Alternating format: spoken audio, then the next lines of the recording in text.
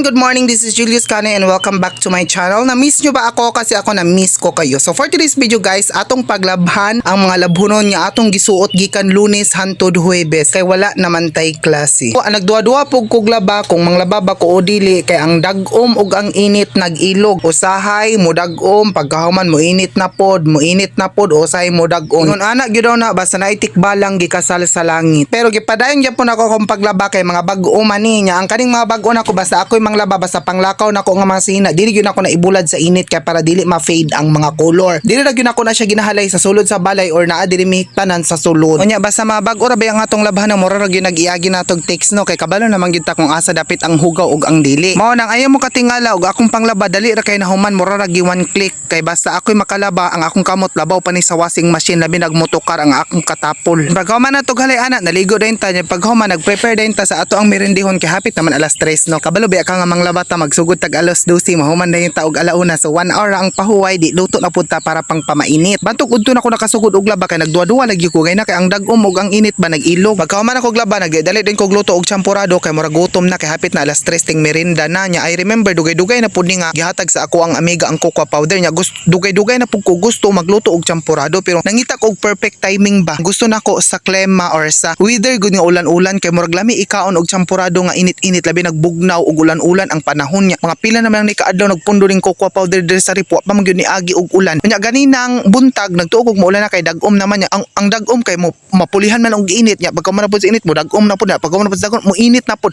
Hantod ang init karon naabot gyud hantod hapon. Biskan pag murag wala na bagay sa panahon kay init kay ang panahon gipadayon na lang nakogluto ang ako ang champurado kay murag naa naman po koy complete recipe no naa naman po koy pangpalit recipe. Ang pagkuan na gidungagan lang nako og berva nya asukar kay pang patamis no kay lang alang di na pud ta maghimo og wala na pud tay pangpalit og gatas og asukar bisan pagbrato na og wa kay kwarta di ka kapalit. Pero ang lamig gid sa champurado but yan unta gatas nya murag mahal-mahal man tong gatas no nya di na pud kinahanglan kay murag maora magyapong lasa og maora pong tamisa.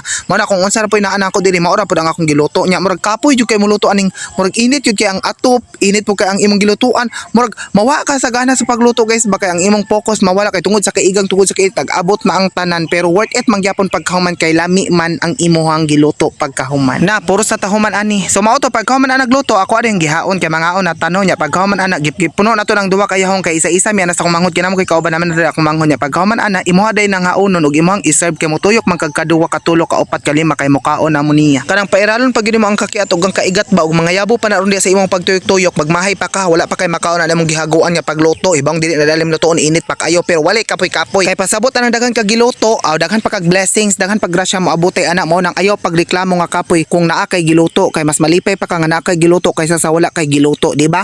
Ako rin nakasabot sa akong istorya kay puros na kuluto ani. Wa nay dahang istorya wa nay langay pa mga unata.